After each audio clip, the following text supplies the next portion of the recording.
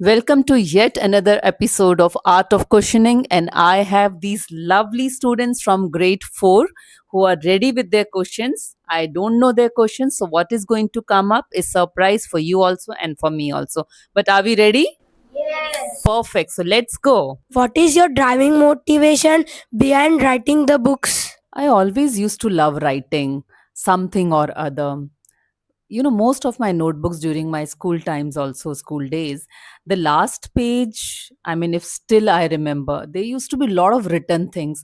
So then thought, why not document all my thoughts? And that is how the book came into picture. And there are more books coming soon. Ma'am, if you could pause the time right now, what would you do? That's such a lovely question. Let's pause the time. Okay, so if I can pause the time right now, I would love to spend it with you only. So imagine how much time can we spend together because I love these conversation. So if I pause the time, I'm there with you. Will you be there with me? Yes. Perfect. Then we can pause the time right now. How you will help the students who are not interested in studies? Why do we come to school? Practically for learning, for studies, right? So one thing is clear that we are coming to school for studying, for learning, and also to have lots of fun. So what is needed is you need to make study or learning so interesting, so enjoyable, so that the children start coming to school for that and they start enjoying that. So I'll make it more enjoyable, more activity based, more experiential based, what we do in our school also, so that the child will come to school to enjoy those activities. Ma'am, I wanted to ask that how can us children stay calm and focused in this digital age? This is such an intellectual question. You asking this question, this really reflects that yes, you know how to be calm. Do you practice meditation in your class? We have a special song for meditation, right? Where we speak about Sabka Mangal Ho. When we say Sabka Mangal Ho, we are talking about the world becoming a good place, better place, and everybody being happy. It all starts from there.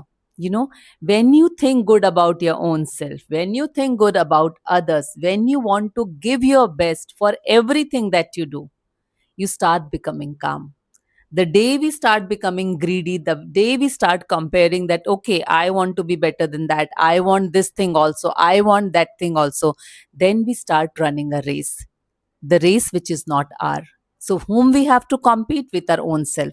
I want to become a better version of myself tomorrow.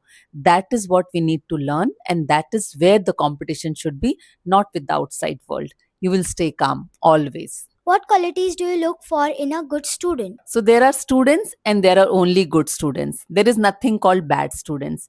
And what we are doing in our school is we are shaping you to become the best students. What do you do in your leisure time? Nobody ever asked me this thing, so I'm very happy you asked this. There are so many things I do. I attend a lot of online sessions because I love learning, love to do yoga, sometimes gymming also. So being active is what I love to do.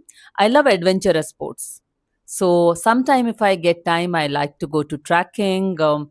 Though I have done most of these things, whether it's trekking, parasailing, paragliding, I have done all these things.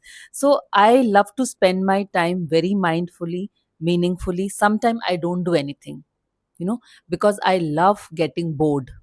When you get bored, you come up with new ideas. So for me, getting bored is like challenging myself and coming out of new ideas. When you were in school, what was your favorite subject? This is a lovely question. So, favorite subject. Any subject where there was a lot of activities which took us out of the class, that was my favorite subject. If English teacher took us out of the class, English became my favorite subject. If math teacher took us to the field and explained us everything there, it became my favorite subject. So my favorite subject changed as per where teachers are teaching us. So I used to be more out of the class rather than in the class. If you could describe our school in just three words, what words would you choose? First is school for me. First word, students. Second, my team. Third, parents. Together, all three of us, we create an ecosystem that is called joyful learning. What inspires you to be a principal? I often say that we as principal always remain young. You know why? Because we deal with you, we learn with you. You're a younger generation, right? So, to match step with you, we need to keep on learning, we need to stay young, and that is what inspires me. So, basically, it's you, the students, who inspires me to do what I am doing. If I am the good principal, it's all because of you. If I'm the best principal, it's all because of you. So, entire credit of who I am goes to you only. So you inspire me every day. Smita ma'am, I must say your children are brilliant. So can we together applaud for our own self? Superb. Superb. Anything that you would like to tell your children? I'm really very proud of you all. In fact, all the students of grades 1 to 4, I'm really, really, really proud of you all. First of all, pat yourself.